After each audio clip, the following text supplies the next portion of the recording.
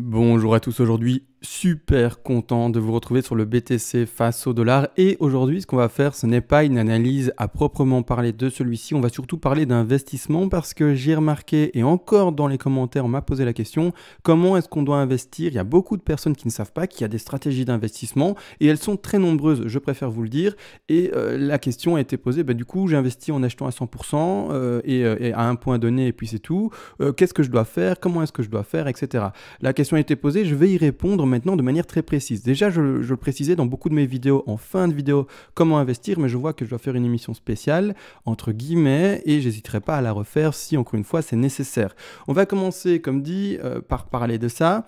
Il y a premièrement différents styles d'investissement, et on va le voir, mais juste avant, il est vrai, j'allais oublier, parce que tous les jours, je reçois des donations, et je dois remercier ces donateurs. Merci à vous, c'est vous qui permettez, encore une fois, à cette chaîne d'être aussi régulière, à grandir dans le temps, à toujours proposer plus de qualité, comme par exemple aujourd'hui, vous l'entendez depuis 3 jours, j'ai un nouveau micro. Merci à vous, c'est grâce à vous tout ça, et surtout vous le savez, quand vous faites du coup une donation, si vous le désirez bien entendu, eh bien vous pouvez me demander ici toutes les règles d'Elliott en français, comme ça tout le travail que je fais tous les jours de manière journalière finalement, eh bien vous pourrez également le faire, c'est-à-dire mettre des points d'entrée, des stop loss, des TP, etc.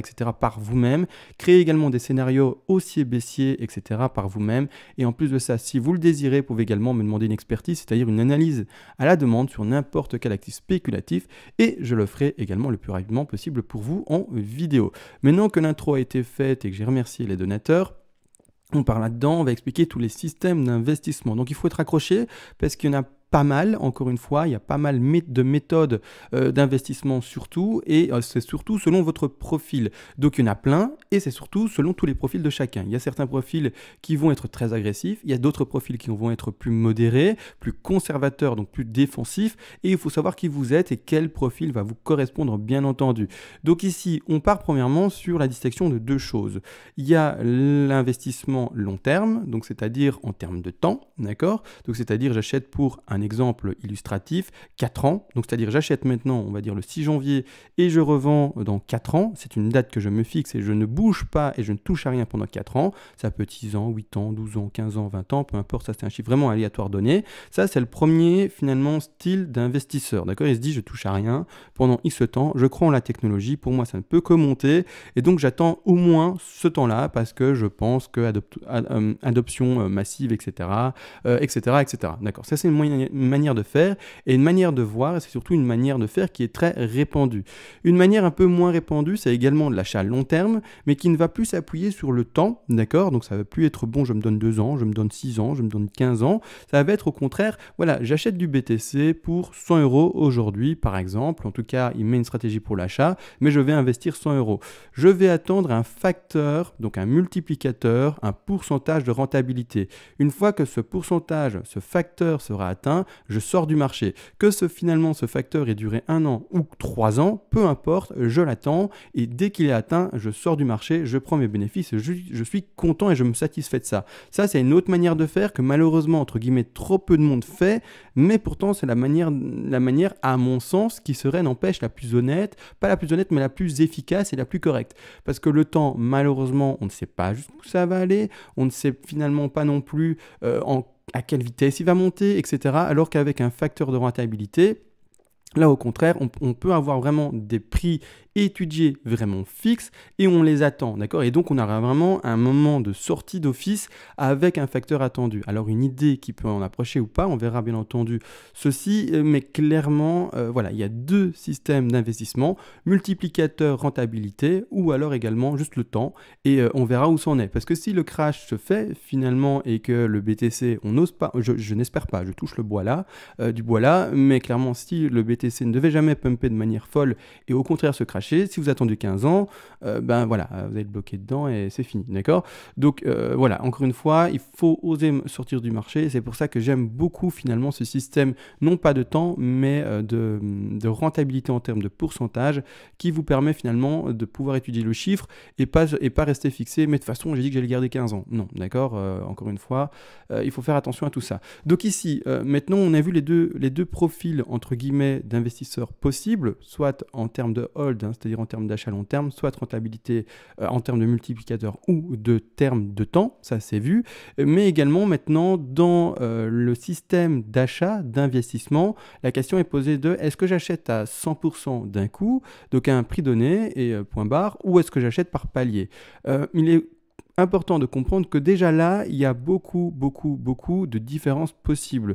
La première façon d'investir dont très peu de monde pense, en tout cas à laquelle très peu de monde pense, c'est-à-dire à investir par intervalles réguliers avec un pourcentage de bagues assez faible. C'est-à-dire que pour donner un exemple ici, j'ai fait exprès de mettre la moyenne mobile ici, c'est une moyenne mobile hasardeuse que j'ai mis encore, hein. Je crois que c'est une moyenne mobile 25 en daily, mais peu importe, c'est pas important. Ce que je veux exprimer surtout, c'est le fait de donner et de faire en sorte de lisser ces points d'achat.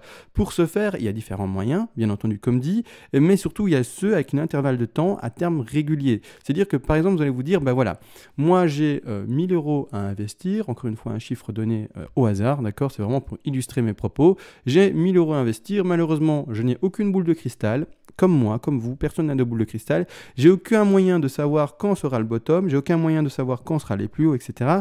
Donc ce que je vais faire, c'est essayer juste de lisser mes points d'achat, et donc je vais acheter par intervalle régulier, par exemple tous les mois je mets 50 euros, tous les 3 mois je mets 50 euros, etc., jusqu'à avoir finalement investi la somme totale que je peux me permettre d'investir dans le Bitcoin, d'accord, ou n'importe quelle de façon autre crypto-monnaie, comme vous le savez, ou même actif classique. C'est-à-dire que grossièrement, si jamais eh bien, on fait ce système-là d'achat à intervalles réguliers en termes de temps, eh bien, ça va faire comme un peu cette moyenne mobile indiquée, d'accord? Ça va lisser finalement votre entrée. Il y aura une moyenne à faire et vous aurez plutôt acheté, comme vous voyez ici, hein, d'accord? Si vous mettez vraiment une moyenne, plutôt en moyenne 25 par exemple, plutôt acheter ici, comme vous voyez, dans l'intervalle entre les 11 000 et plus bas ici, les 3 700, et non pas acheter jusque là-bas en haut. Donc, bien entendu que quand il y aura le bull run, vous aurez peut-être acheté le pic à un moment, mais vu que ça sera une petite proportion de votre bague et que les autres achats se feront en majorité dans les zones basses finalement du crash ici, d'accord, parce que c'est celles qui sont les plus représentatives ici comme vous le voyez,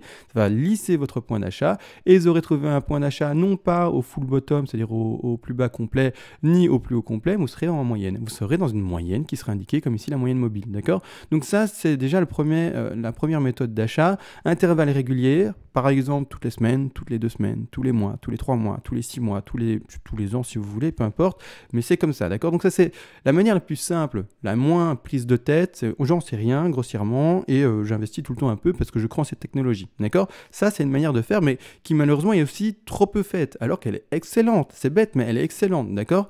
Maintenant également il y a d'autres manières d'investir, bien entendu. Je vais retirer expressément maintenant la moyenne mobile qui ne sera plus utile. Alors est-ce que j'arrive à le retirer facilement? Voilà, moyenne mobile plus utile, ça a illustré mes propos, bien entendu. Maintenant, il y a également l'investisseur qui, lui, sera défensif à mort. Alors, ce défensif à mort, ça veut dire quoi? Ça veut dire qu'il va acheter seulement à partir de la cassure de l'ATH. L'ATH, ça veut dire le point le plus haut qu'on a connu précédemment durant, en fait, le cours de l'actif. Donc ici, pour le moment, sur le BTC, c'est un prix aux alentours des 19 000, presque 20 000 $. Ça, c'est l'ATH. La personne la plus conservatrice, d'accord, la personne qui est vraiment la plus défensive sur ses positions, va commencer à acheter uniquement quand elle verra que le cours, ce qu'il va faire, c'est monter, casser ce point-là et se dire ok, maintenant on a à nouveau des plus hauts qui se font, on rentre à nouveau dans une tendance haussière confirmée, encore une fois des guillemets à ça, on n'a jamais de boule de cristal et ça peut recracher directement après, ça je préfère le préciser également, ce sont des investissements à risque, c'est pas pour rien bien entendu que finalement on doit le répéter et dire que c'est de l'argent investi que l'on pourrait perdre malheureusement si ça allait dans le mauvais sens, donc important de le comprendre. Mais ces personnes-là sont finalement également, je ne vais pas dire les plus intelligentes parce que ce n'est pas le cas, mais ont une stratégie qui tient la route, mais même plus que tient la route. Pourquoi? Parce qu'elles, ce qu'elles veulent, c'est premièrement que leur argent soit rentable, d'accord, mais directement, c'est-à-dire en tout cas assez rapidement. C'est-à-dire qu'ici, il faut comprendre que pour le moment, le crash qui dure depuis fin d'année 2017, donc décembre 2017, on va dire grossièrement, on va arrondir début 2018, d'accord. Ce crash-là, maintenant, est encore occupé. On est encore dans le range, on est encore dedans. On n'en est pas sorti. Celui qui dit qu'on est sorti du crash, c'est faux. On sera sorti du crash quand on aura recassé la TH. Là, maintenant, même si la tendance haussière a déjà peut-être repris, moi, personnellement, je le crois. Je pense que le bottom a été connu à 3100 et quelques dollars. Peu importe, on est encore dans le range. Là-dedans, on est encore dans le range. On n'a toujours pas fait de plus haut, pas de... Finalement, marché haussier confirmé. Ça, il faut être d'accord. De ce fait, en fait, la personne qui est là-dedans, pour le moment, si elle avait investi trop tôt, elle est bloquée pour le moment avec son capital de temps depuis 2 ans. L'argent qui est bloqué depuis 2 ans, qui du coup n'est pas rentable, il ne faut pas le cacher, pour le moment, vous l'avez toujours pas retiré. L'argent investi dans le Bitcoin, toujours pas retiré. Il est bloqué peut-être depuis 2 ans, voire peut-être 1 an, voire peut-être plus ou moins, peu importe, mais il n'est pas encore rentable. D'ailleurs, maintenant, ça descend, etc. Bref, ça fait un range, tout ce qui est plus classique sur le Bitcoin. Donc clairement, il n'est pas encore rentable. La personne qui est, comme dit, défensive sur ses positions, veut, elle, au contraire, que ça soit rentable plutôt rapidement. Et se dit, bah, écoutez, moi, un capital qui reste bloqué pendant 1 an, 2 ans, 3 ans, ça ne m'intéresse pas. L'argent, je le fais travailler et je vais attendre soit des setups, c'est-à-dire finalement des patterns sur n'importe quel actif, qui soit boursier, crypto-monnaie, qui soit même peut-être extérieur, c'est-à-dire immobilier ou quoi que ce soit. Je vais attendre des moments intéressant pour investir. Il y a plein de moyens de faire de l'argent et je vais investir dans celui où c'est opportun et c'est le bon moment. Donc ici, clairement, pour un investisseur avec le profil que je viens d'expliquer, qui veut être vraiment rentable directement ou en tout cas le plus rapidement possible sans faire dormir son argent et qui ne rapporte rien pendant un certain temps, ou en tout cas un temps trop long, eh bien ici, clairement, le Bitcoin n'est toujours pas intéressant. Donc lui, il va attendre carrément la cassure de la TH et va vraiment se dire, ben voilà, j'attends vraiment le retour des investisseurs, le retour d'une certaine hype, d'un certain intérêt du grand public, le retour des belles bougies vertes, et c'est là que je vais investir parce que je veux être rentable tout de suite. Donc là maintenant, bloquer son argent, non, d'accord? C'est comme s'il le posait dans un coffre-fort qu'il ne touchait pas. C'est naze, je suis désolé, mais c'est naze, d'accord? Donc grossièrement, non, ça ne l'intéresse pas, d'accord? Ça ne l'intéresse absolument pas. Même le facteur de rentabilité là-dessus, se dire, bah, si j'avais acheté le bottom n'empêche, ou en tout cas plus bas, mon facteur de rentabilité serait plus grand, il n'en a rien à faire. Il n'en a rien à faire. Et de toute façon, c'est son profil, c'est ce qui lui convient et il n'en a rien à faire. Il va trouver d'autres moyens pour à ce moment-là, et bien tout simplement, investir plus rapidement, regagner plus d'argent. Et c'est comme ça, d'accord? Donc ça, c'est finalement le profil le plus défensif, mais presque peut-être, on peut le dire, le plus intelligent, d'accord? Le plus intelligent, celui qui demande également le plus presque d'expérience. C'est bête, mais c'est comme ça. Celui qui est avec beaucoup d'expérience va trouver les setups, va trouver les patterns intéressants d'investissement, qu'ils soient boursiers ou pas, comme dit immobilier ou quoi que ce soit d'autre. Il y a plein d'autres moyens de faire de l'argent et il va investir au bon moment. C'est ça le truc, c'est de trouver le bon moment pour investir. Donc ça, premier profil défensif, comme montré, ici plutôt conservateur. Également, du coup, en fait, le profil conservateur existe, et existe de manière également avec des niveaux. Il y a le très très conservateur qui va attendre ce niveau de cassure, il y a le conservateur un peu plus modéré qui va attendre le deuxième niveau de cassure ici, qui sont du coup ici pour le BTC, pour donner un exemple illustratif encore, les 13 000, presque 14 000 dollars. Maintenant, encore une fois, voilà, ça, ce sont des profils conservateurs. La question qui a été également posée, c'est du coup maintenant, par contre, quand je vais passer à l'achat, quand c'est le moment de sortir la carte de crédit, la carte de banque ici, et passer vraiment à l'achat sur les sites là qui vendent du BTC ou n'importe quel actif finalement spéculatif. J'achète comment? D'accord? Donc imaginez, vous avez 1 000 € à investir. Est-ce que j'achète 1 000 € d'un coup, je mets 1 000 € et j'achète à un prix fixe qui, pour le moment, par exemple, donné en vidéo à l'heure à laquelle je vous parle sur l'échange Bitstamp en ce 6 janvier, clairement à 7 526 $. Et j'achète 1 000 € à bim, boum, je ne fais attention à rien. Ça, attention, c'est le profil, je vais en parler en fin de vidéo, le plus offensif qui est. Alors, le problème, c'est que la plupart des néophytes, on va utiliser ce terme-là, beaucoup plus séduisant que débutants, les néophytes, donc les personnes qui sont nouvelles dans le marché spéculatif, souvent vont réagir et faire un investissement très offensif. Alors qu'elle ne devrait pas, d'accord? L'investissement très offensif est fait pour les personnes qui ont énormément d'expérience, presque autant finalement d'expérience que les personnes qui vont investir, comme dit ici, donc à la cassure du plus haut. Donc en fait, les deux extrêmes, c'est pour les personnes qui ont beaucoup d'expérience. Alors, ce n'est pas pour les personnes qui ont beaucoup d'expérience, mais c'est utilisé par les personnes qui ont beaucoup d'expérience. Et malheureusement, les personnes qui sont néophytes vont choisir de mauvaises stratégies par rapport à leur profil et vont vraiment même choisir les stratégies les plus offensives et les plus risquées pour elles. Donc ici, On va parler de l'achat à 100% en un coup, mais en fin de vidéo, d'accord? Maintenant, ce qu'on va aborder, c'est l'acheteur qui commence à être offensif petit à petit, qui commence à se dire, bon, ben moi, j'ai quand même envie d'un peu de jouer, j'ai quand même envie d'essayer d'acheter le bottom, j'ai quand même et tout de même envie d'acheter au plus bas, ou en tout cas, essayer d'acheter le plus bas. Parce qu'encore une fois, la boule de cristal n'existe pas, c'est beau de faire des analyses, hein, je vous le dis, c'est beau de faire des analyses, faire des points d'entrée, des TP, des sorties, ce sont des plans de trading. Mais en investissement, le problème, c'est que quand on va commencer à acheter, très rarement on ressort de sa position, d'accord, très rarement. Donc ici, ce qu'on va faire et mettre en place, c'est une stratégie d'achat par palier, avec encore une fois une division de son bag, 1000 euros, on va dire qu'on le divise en 4, et on va se donner 4 paliers d'achat, d'accord. Donc on va lisser ces points d'achat pour essayer d'acheter les plus bas qui ont été donnés, ou qui peuvent être vus, mais sans se dire que je connais l'avenir, et du coup, je le dis comme ça à l'avance, ça c'est d'office le plus bas. Non, parce que si le cours il fait ça et puis qu'il fait ça, vous êtes beau et vous aurez acheté le plus bas et quoi? Non, c'était plus le plus bas et au moment où vous pensiez que c'était le plus bas, mince, c'était pas le plus bas. D'accord? Donc ici, il faut comprendre qu'on va essayer d'acheter vers le plus bas en lissant ces achats. Alors comment ça se passe? Ça se passe tout simplement par palier. Vu que moi j'utilise des Fibonacci grandement dans mes analyses, ce que je fais, c'est que je mets un Fibo, et comme j'utilise les LOTUV, etc., je mets quand même des Fibos à privilégier, bien entendu, mais on va diviser ces points d'achat. Là maintenant, les achats pertinents, les points d'achat pertinents sont déjà maintenant à 61,8, d'accord? 61,8% Fibonacci, je mets un carré vert pour symboliser encore le point d'achat, et je passe à l'achat, par exemple, comme dit, avec 25%, donc un quart de mon bag, c'est-à-dire que si j'ai 1000 euros à investir, j'achète seulement 250 euros ici à 61,8% de Fibonacci. Si ça continue à baisser, mon prochain point niveau d'achat sera le suivant. Alors, petite flèche, si ça continue à baisser, d'accord, ou que ça fasse ça et puis que ça fasse ça, peu importe si ça continue à baisser, d'accord. Si ça continue à baisser, le prochain point d'achat sera celui d'en dessous, les 76,4, et je ferai ça et je répéterai ça jusque tout en bas, d'accord.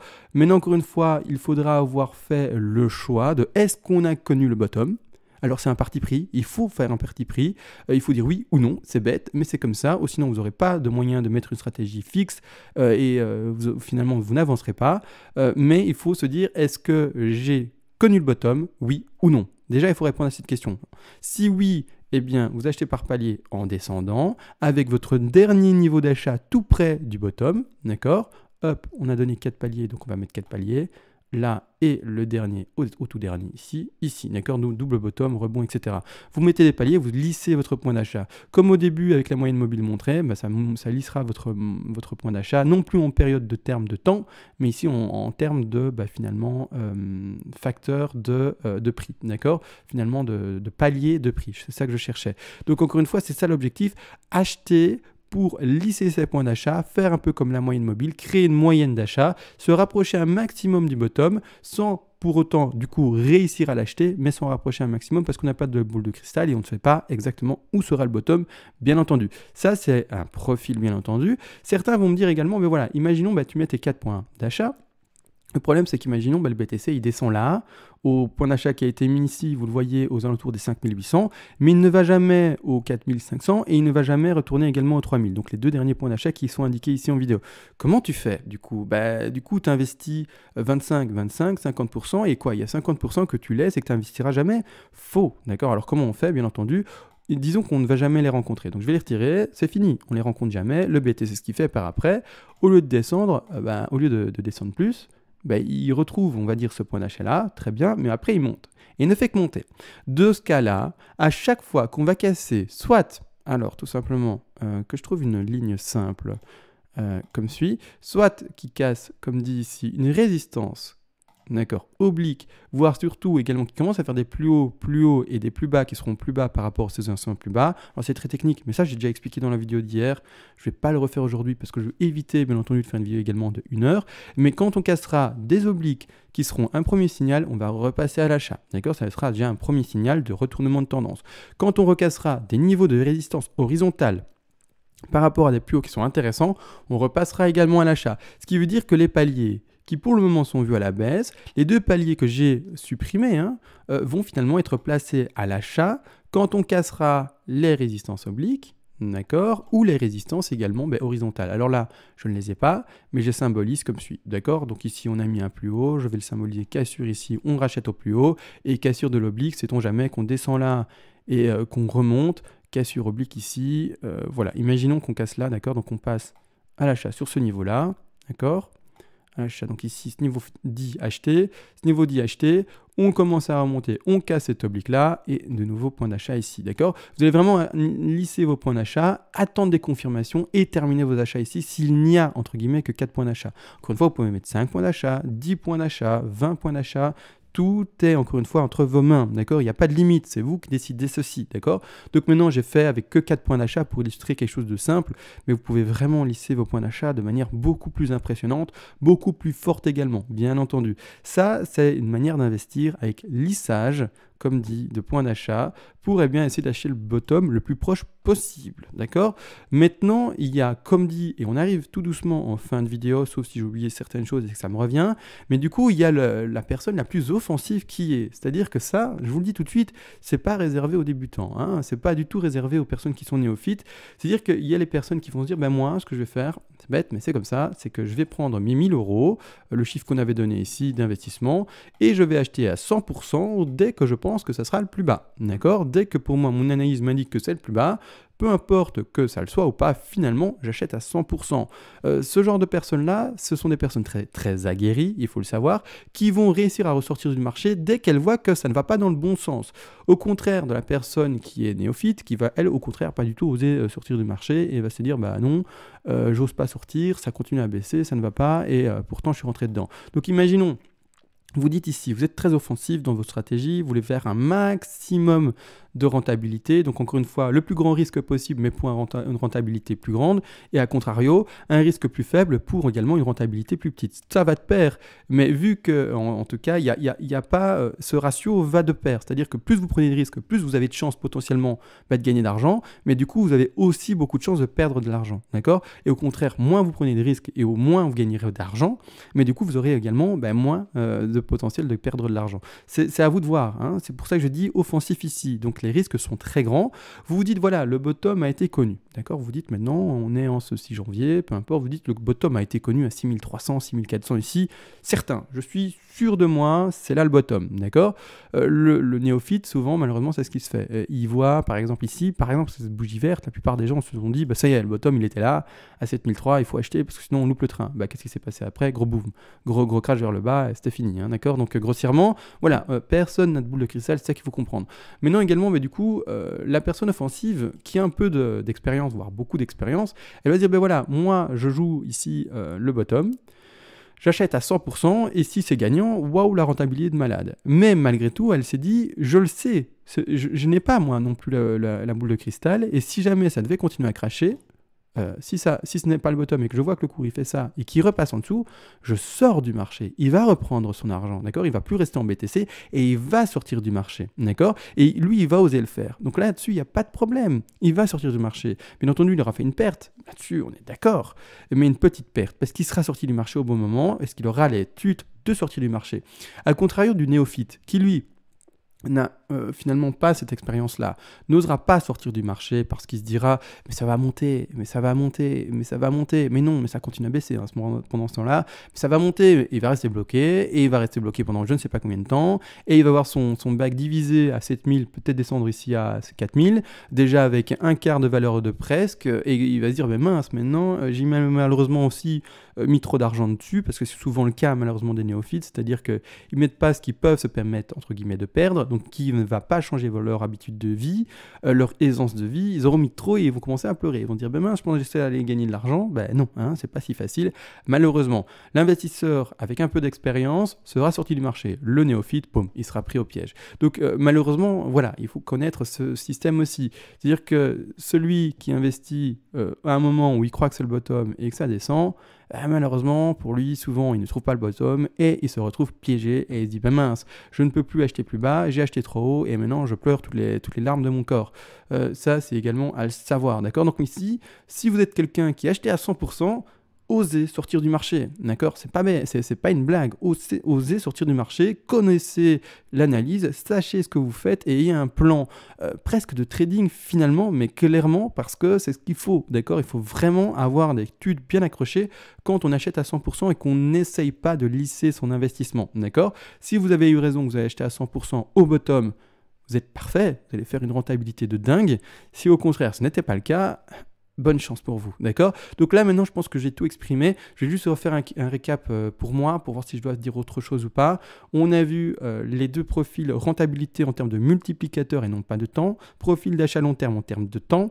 On a vu également le profil conservateur, c'est-à-dire très défensif par rapport aux cassures. Et pourquoi il fait ça? C'est-à-dire d'investir seulement dans un setup, dans une pattern qui rapporte de l'argent assez rapidement. On a vu les investisseurs avec palier également, en termes également de mois, semaines, etc. comme dit, en termes de temps ici, en termes de temps. On a vu ceux qui achetaient également en termes de palier avec les prix. Et on a vu également le très offensif en fin de vidéo maintenant. Là maintenant j'ai tout dit. Donc maintenant c'est important de comprendre que c'est un profil. C'est-à-dire que dans tout ce que j'ai dit, il faudra faire un choix. Est-ce que je choisis le multiplicateur de rentabilité, un pourcentage de rentabilité? Est-ce que je choisis juste un investissement de temps? Parce que je crois en la technologie et à mon avis dans 20 ans ça vaudra un prix de malade. Est-ce que j'achète par palier? Est-ce que je suis offensif? Est-ce que j'achète? C'est à vous de voir, bien entendu, comment vous voulez faire. Mais c'est personnel encore une fois. Donc là j'ai répondu à la question finalement qui était posée dans les commentaires, comment est-ce que j'achète? Il n'y a pas une réponse fixe, c'est comment tu achètes par rapport à ton profil, d'accord? C'est toi qui dois voir et c'est toi qui dois bien entendu savoir quel profil tu as, quelle expérience tu as, qu'est-ce que tu attends du BTC, quelles sont tes attentes grossièrement et il faut vraiment s'adapter à ça. Maintenant pour l'analyse du BTC en Elliott Wave, alors qu'on parle de suivi de fait, je vais faire demain ou peut-être plus tard, peu importe, mais pas durant cette vidéo-ci, parce que je sais déjà pas combien de temps elle dure, mais à mon avis, elle dure depuis plus de 10 minutes, et peut-être 20, je ne sais pas du tout, mais en tout cas, depuis trop longtemps, je vais analyser ceci. Il y a, vous le savez très bien, on va faire exprès de zoomer dessus, légère cassure du triangle, c'est-à-dire que grossièrement, légère cassure du triangle ici, grossièrement, vous le savez très bien, mon stop loss à moi est placé à 7700 $, ici, donc sur le dernier plus haut. Je suis rentré à 7008, comme expliqué hier, etc., etc. On ne va pas débattre là-dessus. Moi, personnellement, je sors du marché à 7007. Il n'y a pas d'autre mot, d'accord? J'ai un stop loss là. Maintenant, on va regarder... pas maintenant, mais juste pour vous dire que je vais vous montrer un autre décompte potentiel, que je reste encore et toujours, je préfère le préciser, dans un scénario baissier. C'est bête, mais c'est comme ça. Même si à un moment, il y aura peut-être des bougies vertes, d'accord? Je suis encore et toujours dans un scénario baissier, je veux toujours voir des plus bas. Dans ma stratégie de trading, ma stratégie d'investissement, c'est autre chose, peu importe, on n'en parle pas. Stratégie de trading avec, bien entendu, levier, avec point d'entrée, avec TP, avec stop loss, ça, d'accord? On parle bel et bien de ça et pas d'autre chose.